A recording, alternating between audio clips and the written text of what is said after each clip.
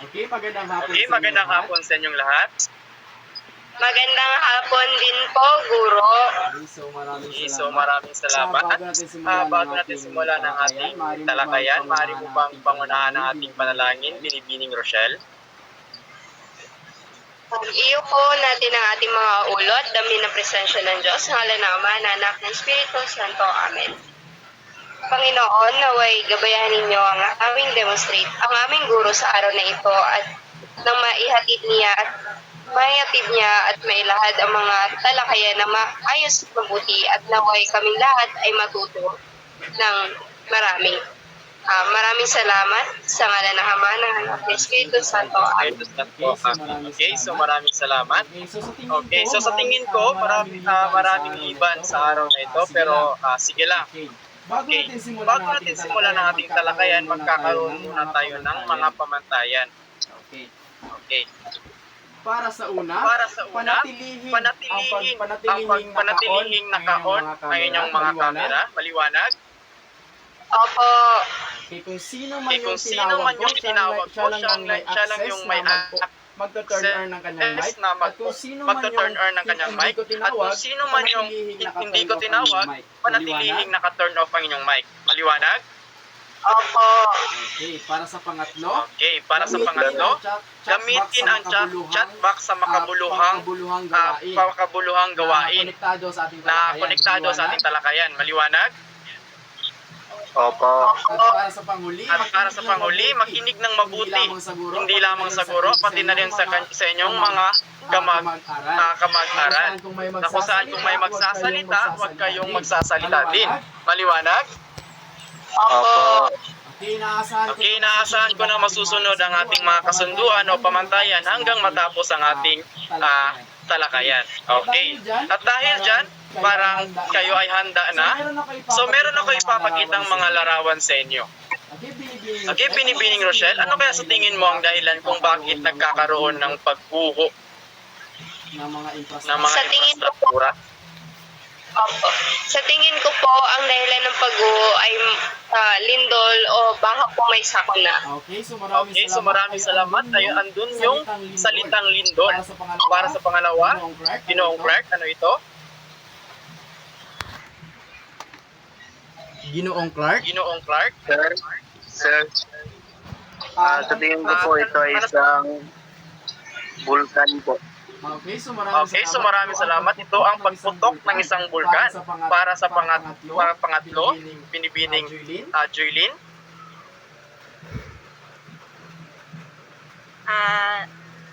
Landslide po. Landslide po. Okay, so maraming salamat. Para sa panghuli, Binibining Rochelle, ito ay Binibining Rochelle. Sa tingin ko po ay baha. Okay, baha. So base sa ating mga larawan, meron tayong nabuong salitang lindol, pagputok ng bulkan, landslide, ang matinding pagbaha. Okay. Sa tingin nyo, ano kaya at ang matinding pagbaha. Okay. Sa tingin nyo, ano kaya ang tatalakayin natin sa hapong ito? Ginoong Clark. Ginoong Clark. Sa tingin ko po ito ay tungkol sa mga kalamidad. Okay, ito ay tungkol sa mga kalamidad. At ang mga kalamidad na yan ay yan yung konektado sa ating tatalakayin sa araw na ito. Ito ay ang mga isyong kapaligiran. Okay. So, pero bago natin simulan ang ating talakayan, magkakaroon muna tayo ng mga layunin sa araw na ito. Pakibasa lahat. Pakibasa, Joylin. Layunin. Pagkatapos ng aralin, ang mga mag-aral ay inaasahang A. Nasusuri ang kahalagahan, disiplina at kooperasyon sa pagtugon sa mga hamong kapaligiran. B. Napapahalagahan ang pagkakaroon ng kahandaan, disiplina at kooperasyon. At C. Nakagagawa ng tula o sanaysay tungkol sa mga isyong kapaligiran.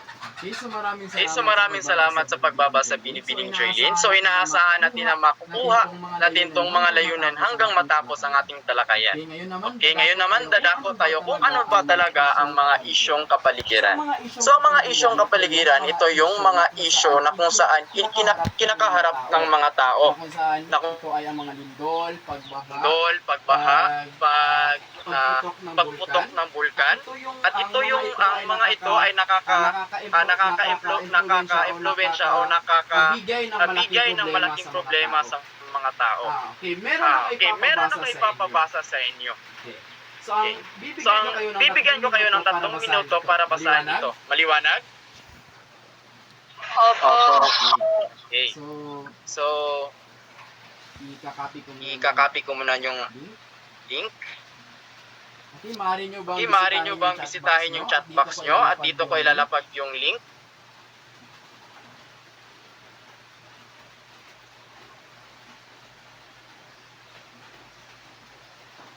Okay, maaari nyo nang pasukin yung link.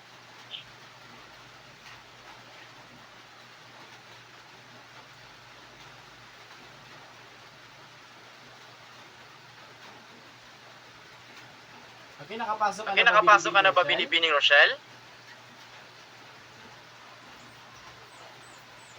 Opo. Binibining Joylyn? Opo. Ginoong Clark? Clark? Opo. Okay, so at dahil dyan, kayo ay nakapasok na lahat. Sisimulan nyo na yung pagbabasa at bibigyan ko lamang kayo ng 3 minuto sa pagbabasa. Okay, handa? Okay, ang inyong 3 minuto ay magsisimula na.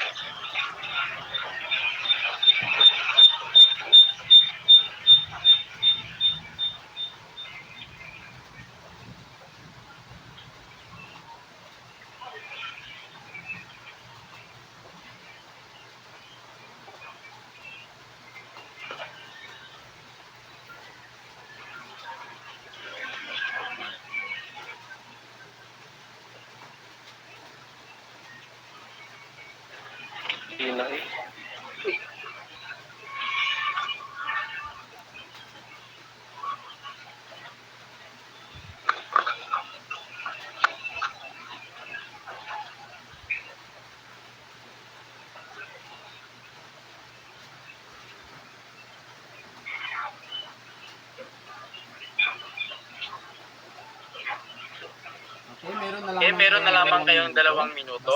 Basahin ito ng maigi dahil pagkatapos niya ay marami akong mga katanungan na itatanong sa inyo.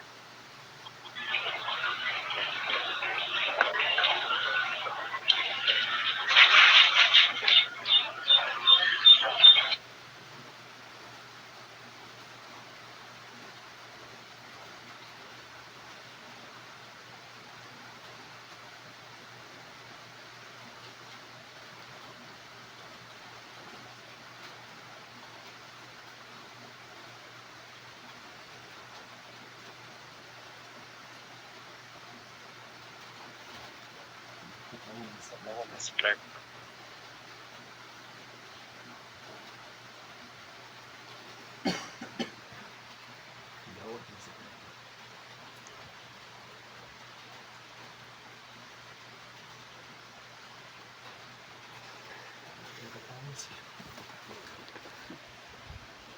Dagturo ka mag-echo.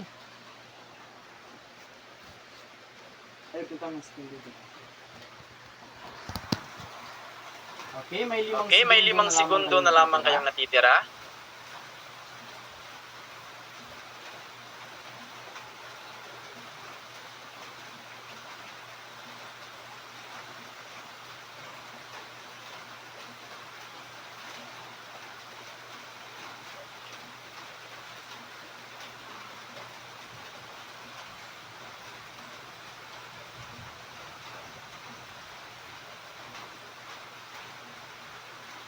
Okay, meron na lamang kayong 2 segundo.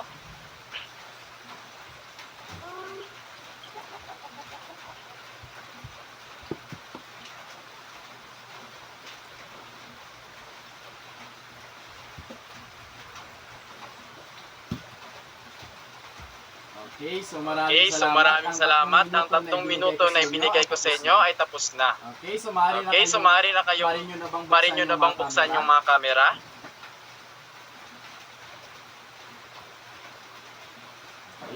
Okay. Okay, sa tingin mo, Binibining Rochelle, ang pagbaha ba ay may malaking problema sa kinakaharap ng mga tao? Opo, ang pagbahay, isang malaking problema na kinakaharap ng tao na kung saan napupurwiso ang lahat ng tao sa pamamagitan ng kanilang hanap buhay, mga pang-araw-araw na gawain.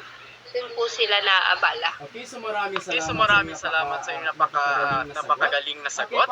Okay, para naman sa lindol, bakit naman kailangan natin na mag-ingat o maging kalmado kung may magkakaroon ng lindol, Binibining Jaylin?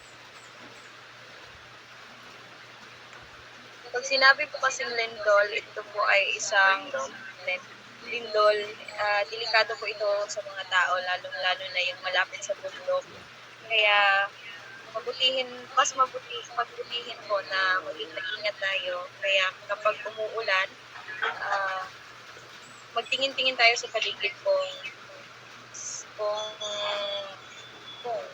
may problema bang darating or wala. At kasi itong lindol ay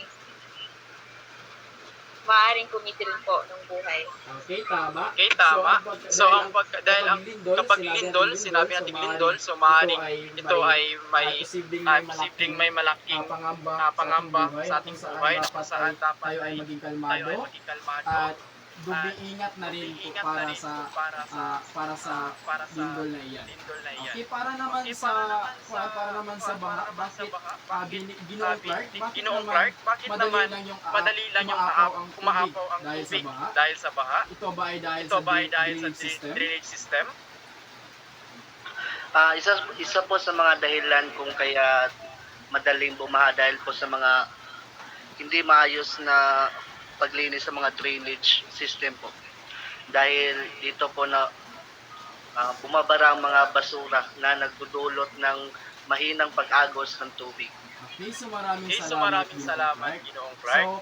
So, kung pulido lang yung mga drainage system natin, marahil na dadalo yung tubig talaga. Pero dapat isip din natin na ang pagkakaroon ng pagbaha, ito din ay dahilan nating mga tao na kung may disiplina lang tayo sa pagtatapon ng basura, ay magkakaroon ito ng magandang daloy ng tubig palabas. At yung pagkakaroon ng deforestation natin, di ba? Isa din yun sa problema na kung saan wala na yung haharang sa mga tubig. At ito yung dahilan kung bakit nagkakaroon ng matinding pagbaha. Okay, maliwanag? Okay, maliwanag?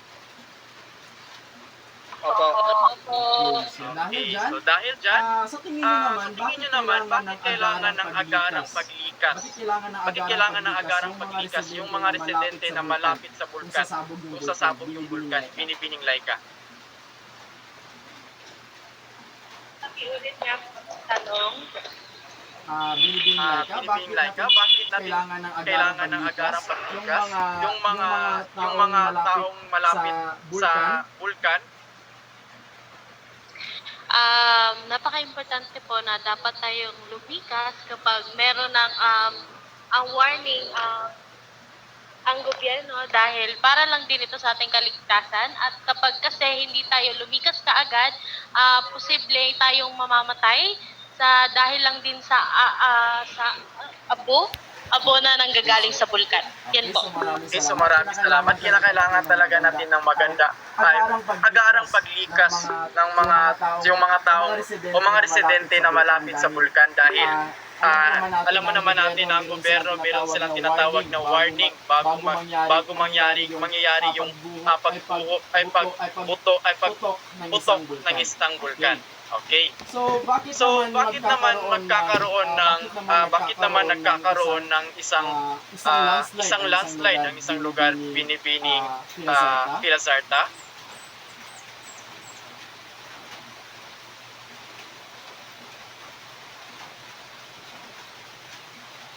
Binibining Pilasarta? Wait lang po, ano nga po yung tanong? Okay, so bakit naman nagkakaroon ng pagguho o nagkakaroon ng landslide ng isang lugar? Ay, salamat po. Nagkakaroon po ng pagguho ang isang lugar kapag yung lupa ay ano ba yung tawag? Wait lang po, yung malambot, yung, Okay. Okay? ha?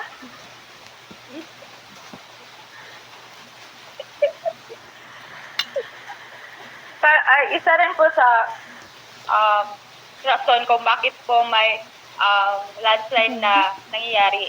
Dahilin po yun sa, yun nga po yung about sa lupa. At saka po, isa sa mga napakalaki rason ay yung pagputol ng mga puno. Dahil ang puno po ay isa sa napakalaking importante na kung saan ito ay tumutulong upang tulungan yung lupa na mag-stick together. Okay, so Okay, so maraming salamat. Ang pagbuhok ng lupa, ito ay dahil sa mga tao. Dahil di na alam naman natin na ang pagkakaroon ng bagyo, pagkakaroon ng ulan, ito ay natural lamang. Pero tayong mga tao ay nagumagawa tayo ng pagmimina, pagpuputol ng mga puno, na kung saan ito yung dahilan nagkakaroon ng landslide o yung yan yung rason na nagpapalambot ng lupa ng dahilan ng pagbuhok. Okay, maraming salamat. Meron ba kayo natutunan sa ating mga turuduran sa ating talakayan patungkol sa mga isyong kapaligiran? Opo. Meron pa ba kayong mga katanungan? Wala na. Okay, so mga mag-aaral, dapat natin isip na Okay, mga mag-aaral, dapat natin isip na tayong mga tao, dapat dapat magkakaroon tayo ng disiplina sa ating mga sarili dahil ang ating mga dinadanas ngayon, ito yung mga sukli o ito yung mga resulta ng ating mga ginagawa Okay, at dahil wala na kayong mga sa ating katanungan, kapaligiran. magkakaroon tayo Okay, at ng dahil wala na gawain. kayong mga katanungan, magkakaroon tayo ng gawain. Opo. Okay, at dahil dyan, meron ba Okay, at dahil dyan, meron ba kayo, anong kulay? Ano ang mga kulay? Ano ang mga kulay na ito? Ito ay ang Like, binibining like binibilaw at Dilaw at asul po. asul at dilaw. Okay? Dilaw at asul at ilaw. Okay? Papapiliin ko kayo ng isang kulay sa dalawang ito. Okay, kahit wag niyo nang sabihin. Okay, nakapili na ba kayo? Okay, nakapili na ba kayo? Asul? Dilaw o asul? Opo, at dahil dyan, Opo, at dahil dyan, sa pumili ng asul, ang gagawin nyo lang ay gumawa kayo ng maikling tula patungkol sa mga isyong kapaligiran. At para naman sa pumili ng dilaw ay gumawa kayo ng sanaysay kahit 5 pangusap laman at bibigyan ko lamang kayo ng 5 minuto sa paggawa. Maliwanag? Opo. Okay. So dito, Okay. So dito, ilalapag ko muna dito yung ilalapag link. ko muna dito yung link. Huwag muna kayong magsimula kapag hindi ko pa binubugyat. binigay yung Ito yung Yan. links para sa ito yung link para sa pumili ng asul.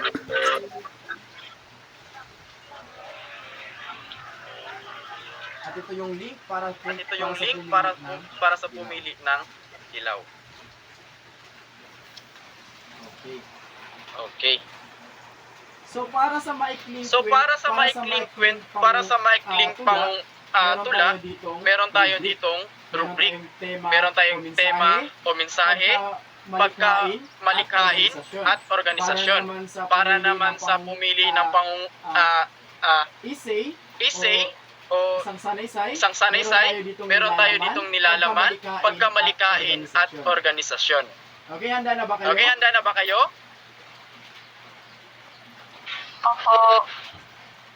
Okay, at dahil dyan, Okay, at dahil dyan, ang iyong 5 minuto ay magsisimula na. Di maaari nyo lang simulan. Di maaari nyo na simulan?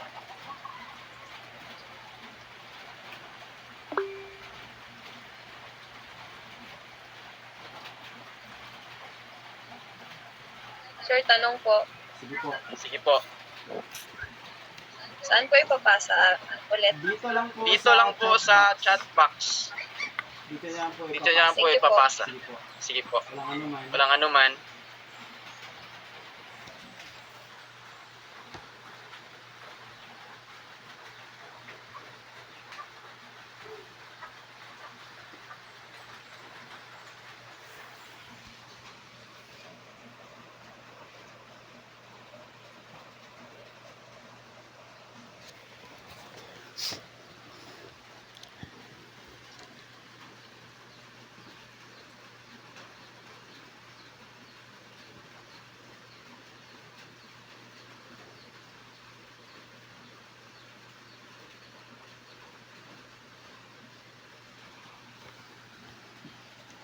Delay time na.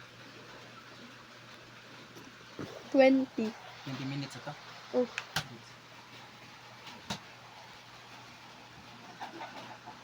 Okay, so meron Okay, pa so, tayong 3 minuto. Meron pa tayong 3 minuto.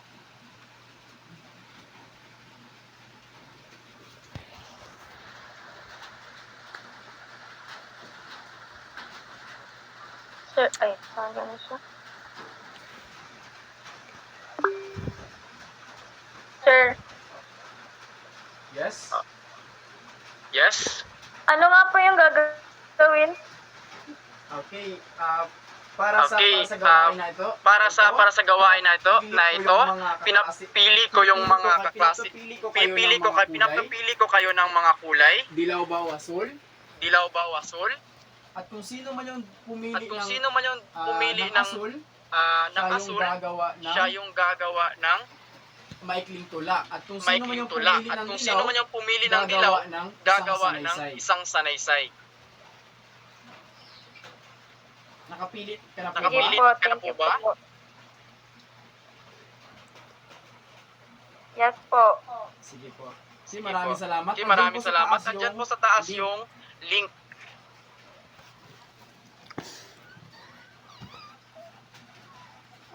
Okay, merong dalawang Okay, meron na lamang kayong 2 minuto.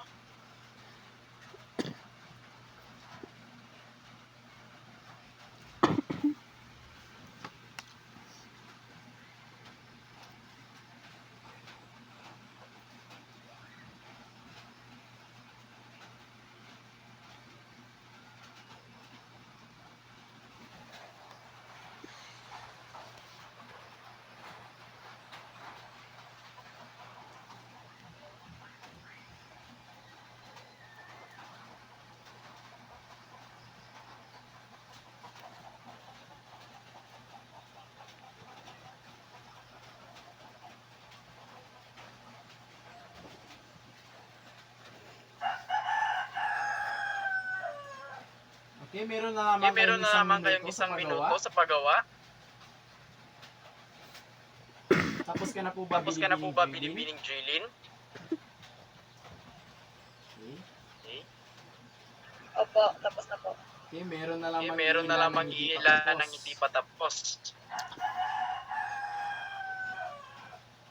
Si Binibining Si Laika Binibining Laika ay tapos na. Si Binibining Rochelle ay tapos na rin. Si Binibining Joylin tapos na rin. Si Ginoong Salazar tapos na. At si Binibining At si Binibining Filizarta tapos na. Okay, so Okay, so tingin ko lahat na kayo ay tapos Okay, na. at iwawas Okay, at ko yan iwawas mamaya. ko yan mamaya. Okay, so Okay, sa ating talakayan na ito, talakayan na ito, anong anong natutunan mo, Binibining Binibining Joylin? Marami po akong natutunan sa talakayan natin ito dahil alam naman natin na marami talagang issue upang kapaligiran dito sa ating komunidad ngayon. Kaya mas maganda na meron tayong malalaman at meron tayong tinatawag na awareness kung mangyari man sakali dito sa atin. Okay, so maraming Okay, so maraming salamat, Binibining Joylin. Tama. Ang pagkakaroon ng awareness sa mga isyong kapaligiran ay isang kaalaman na kung saan tayo ay magiging handa sa mga posibleng mga kalamidad na dating sa atin at bilang isang Pilipino, bilang isang mamamayan, maaaring meron tayong mabigay na kontribusyon sa ating komunidad na tayo ay yung magiging guro na magtuturo sa mga tao na pagkakaroon ng disiplina, kooperasyon. Sa Okay. Sa tingin mo, Binibining Rochelle, base sa na binasa nyo, binasa nyo na, may mga minerong natabunan ng lupa. Sa tingin nyo ba sapat ba ang ginawa ng otoridad para sa atin?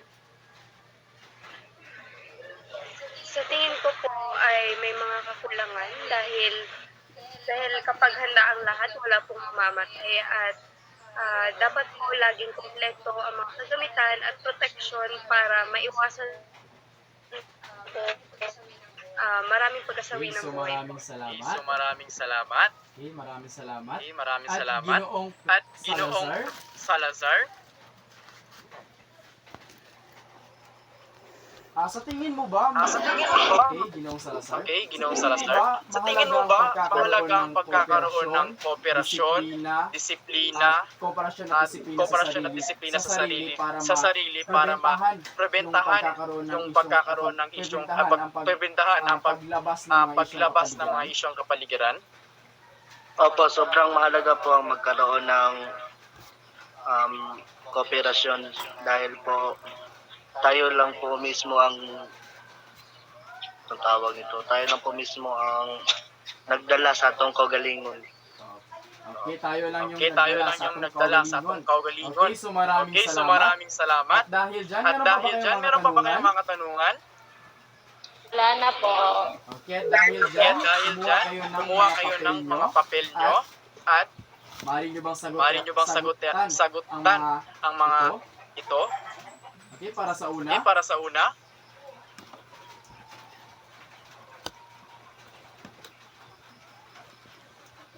Basahin ito ng mabuti. Basahin ito ng mabuti.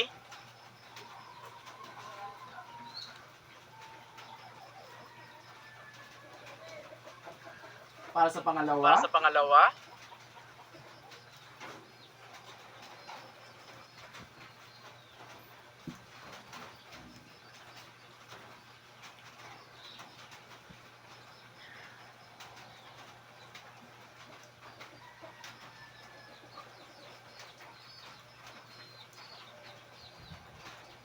Para sa pangatlo. Para sa pangatlo.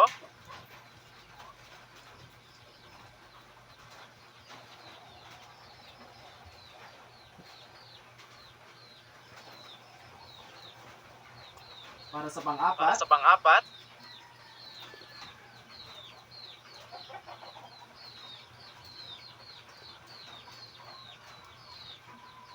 At ang panghuli At ang ay panghuli ay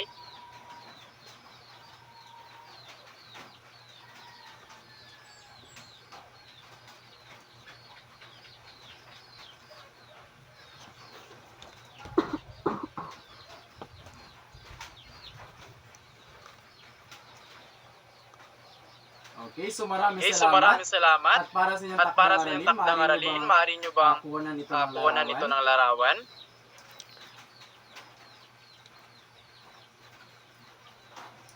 Okay, sa tingin ko Okay, sa tingin ko ay kayo ay marami nang natutunan sa talakayang ito. Maraming Maraming salamat mga mag-aaral. Paalam. Paalam. Maraming salamat. Salamat po, sir. Okay, so Maraming salamat din sa inyo. Bye-bye. Bye-bye.